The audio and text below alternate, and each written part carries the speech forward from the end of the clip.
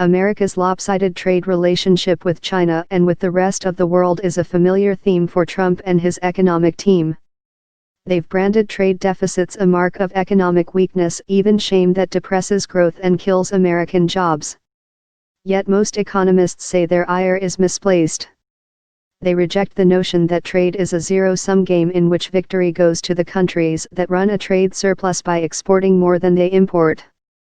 Focusing on the trade deficit as a sign of weakness is fundamentally flawed, says Brian Riley, a trade analyst at the conservative Heritage Foundation. If you look over history, there is no correlation between trade deficits and weak economy. So far in 2017 through September, the U.S. trade deficit has widened by more than 9% over the same period last year. That said, the flow of inexpensive imports into the United States can inflict pain on some areas of the country. Competition from China, for instance, has long punished the American Midwest and the textile-producing Southeast hard, wiping out hundreds of thousands of manufacturing jobs.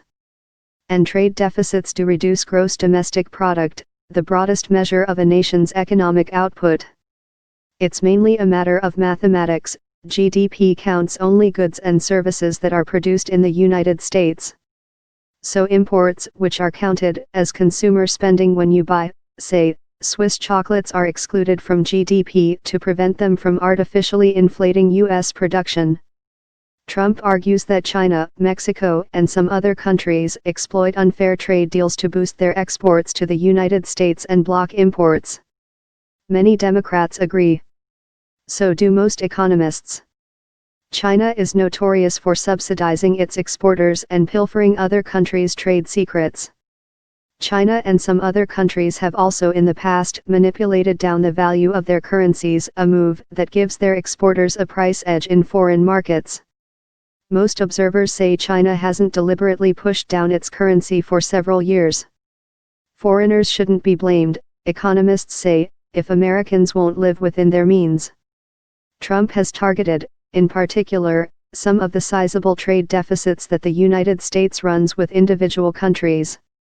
His contentious push to renegotiate the North American Free Trade Agreement, for example, is meant to shrink America's trade shortfall with Mexico. But economists say a country's trade deficit with individual countries is a pointless measure. It's natural for the United States to run surpluses with some countries and deficits with others. At a think tank event in Washington last month, Robert Zoellick, a former U.S. trade representative, quipped that he ran a deficit with his local supermarket. An animated explainer on trade deficits.